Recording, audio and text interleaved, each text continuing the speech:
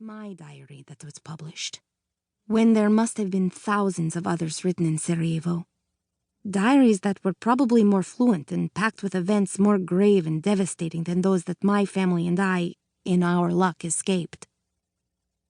Somehow, it ended up being mine.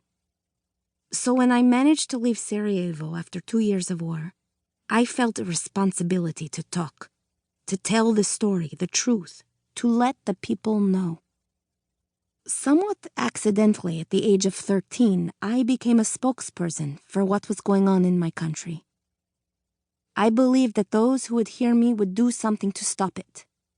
So many children stayed behind, continued suffering, and they did not have a chance to escape and speak out.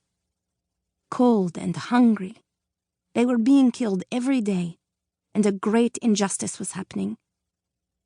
The total toll of dead in the Bosnian War is thought to be 250,000. My own friends and many members of my family stayed behind. And even though it was rather strange to be a spokesperson at the age of 13, I did it because I thought of them and all the people who were not lucky enough to have a chance to leave the war. So I spoke. I spoke on radio and television. I spoke to newspapers. I spoke in schools, universities, at conferences and dinners, to politicians and ordinary people. I continued speaking even when my parents and I moved to Ireland.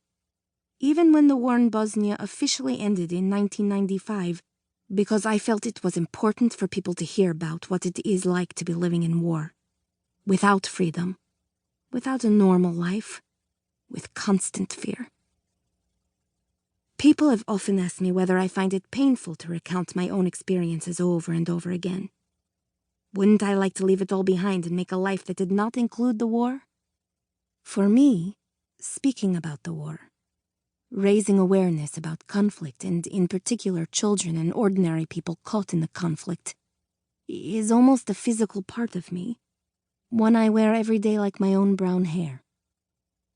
At the start of this preface, I mentioned all the people who wrote to me and who are still writing today, telling me their thoughts on my diary, on the war in Bosnia, on war in general.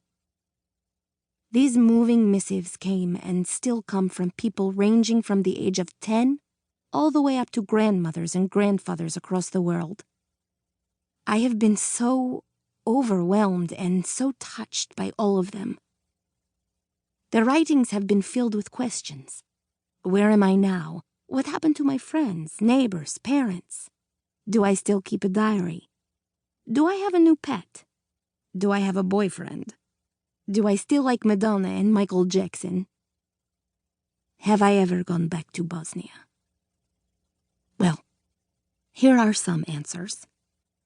After we left, the war went on for 2 more years, which I did not record, but maybe another girl who stayed behind did.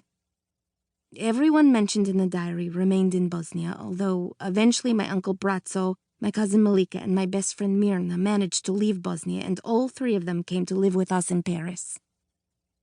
When the war finished, my parents, Mirna, and I went back to Sarajevo as soon as our school year was over, in the summer of 1996. That was when Mirna returned to live in Bosnia with her parents, and she has just graduated as an architect there. But my parents and I came back to Dublin. Since then, I have returned to Bosnia every year, every summer, like thousands of other people who left during the war and became citizens of new countries. I still keep a very close relationship with the city, and this is something very important for me. My grandfather, unfortunately, passed away just 2 weeks before the peace agreement was signed. My grandparents did not have any gas or electricity. He was cold, got pneumonia, and passed away without ever knowing the war had ended, which makes it twice as sad. My grandmother is still in Sarajevo, and I look forward to seeing her every summer. As for my taste in music, this has changed somewhat, although shouting the lyrics of Madonna songs from 1991 still makes me very happy. Since Siko, my canary, and Tsitsi, my cat, I have not had any more pets. But I hope I will one day. And yes, I have a boyfriend. A most wonderful...